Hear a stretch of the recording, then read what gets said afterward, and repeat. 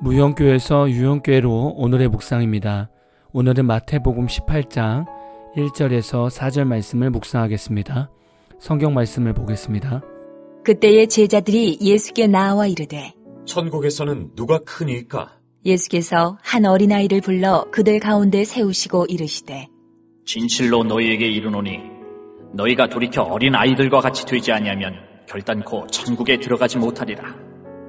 그러므로 누구든지 이 어린아이와 같이 자기를 낮추는 사람이 천국에서 큰 자니라. 오늘 말씀을 나누기 전에 양해의 말씀을 드리겠습니다. 제가 수련회 집회를 인도했더니 목이 많이 쉬었습니다. 전달이 잘 안 되는 점 양해 부탁드리겠습니다. 오늘 말씀에서 제자들은 서로 누가 큰 자인지 싸우고 있었습니다. 제자들이 예수님께 천국에서 누가 큽니까? 라고 물었습니다. 제자들이 예수님께 물었던 천국은 우리가 생각하고 있는 내세의 천국이 아니었습니다. 제자들이 생각하는 천국은 예수님께서 이 땅에서 정치적으로 이루실 지상 왕국을 말하는 것이었습니다. 제자들이 보니 예수님이 곧 유대 왕국을 세울 것 같은 마음이 들었나 봅니다. 그래서 제자들은 자신들의 한 자리를 차지하기 위해 서로 싸우고 있는 것입니다. 예수님께서는 이런 제자들의 질문을 들으시고 이렇게 말씀하셨습니다. 3절을 보면 진실로 너희에게 이르노니 너희가 돌이켜 어린 아이들과 같이 되지 아니하면 결단코 천국에 들어가지 못하리라. 예수님께서는 제자들이 이 땅에서 성공하고자 하는 마음을 보시고 그들에게 원하시는 모습이 있었습니다. 우리도 예수님의 제자들과 같은 마음은 없을까요? 예수님을 믿으면서 인생에서 인간적인 성공을 강력하게 원하지 않습니까? 예수님을 믿으면서 인생 역전을 상상하지 않습니까? 예수님을 믿으면서 교회 안에서 목회자한테 인정을 받고 다른 성도들 머리 위에 올라서서 군림하고 싶은 마음이 있지 않습니까? 이런 우리의 마음은 제자들과 별반 다를 것 없는 마음이었습니다. 제자들과 우리의 이런 마음에 예수님께서는 돌이키라고 말씀하고 있습니다. 여기서 돌이켜라는 말의 의미를 보면 얼굴을 돌리다, 몸을 돌이키다 라는 의미로 물리적인 방향 전환뿐만이 아니라 마음의 변화 그리고 행동 양식의 변화까지도 나타냅니다. 예수님께서는 자신을 보면서 정치적 욕심, 경제적 욕심, 인간적인 욕심을 가진 제자들에게 회개하여 돌이키라고 말씀하셨습니다. 이것은 지금의 우리에게도 필요한 모습입니다. 예수님을 믿으면서 우리는 참 많은 것을 예수님께 바라고 있습니다. 예전에는 이런 신앙생활을 기복신앙이라고 말하기도 합니다. 복을 받기 위해서 열심히 신앙생활하는 우리의 모습을 말합니다. 물론 성경에서는 하나님께서 인간적인 복도 주십니다. 물질의 복도 주시고 만남의 복도 주십니다. 그러나 이런 복의 전제 조건은 하나님의 말씀에 순종하여 지켜 행할 때 오는 복입니다. 하지만 우리의 신앙생활은 어떻습니까? 열심히 하나님의 말씀을 순종하여 지켜 행하는 삶이 먼저가 아니라 하나님께서 나에게 무언가 주시면 열심히 하겠습니다 라고 간구하지 않습니까? 예를 들면 재력을 복으로 주시면 제가 11조를 많이 하겠습니다. 공부를 잘하게 하시면 좋은 대학교에 가서 하나님께 영광을 돌리겠습니다. 취직하게 하시면 교회에서 봉사를 열심히 하겠습니다. 병을 고쳐주시면 예배 열심히 드리겠습니다 라고 우리는 아무렇지도 않게 기복신앙으로 우리의 필요를 간구하고 있습니다. 하나님께서는 이런 기도를 응답해 주시기도 하지만 대부분 이런 기도는 응답해 주시지 않습니다. 왜냐하면 근본적인 신앙이 없기 때문입니다. 이런 기도를 하기 전에 먼저 하나님을 붙들어야 되고 하나님의 말씀을 붙들고 기도로 사는 인생이 먼저 되어야 합니다. 그러면 하나님은 우리가 제대로 구하지 않아도 넉넉하게 채워주십니다. 예수님은 마음에 세상적인 욕심이 가득한 제자들에게 누구든지 이 어린아이와 같이 자기를 낮추는 사람이 천국에서 큰 자니라 라고 말씀하셨습니다. 여러분도 어린아이를 묵상해 보십시오. 어린아이들은 어떻습니까? 어린아이들은 부모에게 절대 의존적이고 부모의 말에 절대 순종하며 가르침을 단순하게 잘 받아들이는 특징이 있습니다. 예수님은 이런 어린 아이들의 특성을 제자들에게 가르쳐 주시는 것입니다.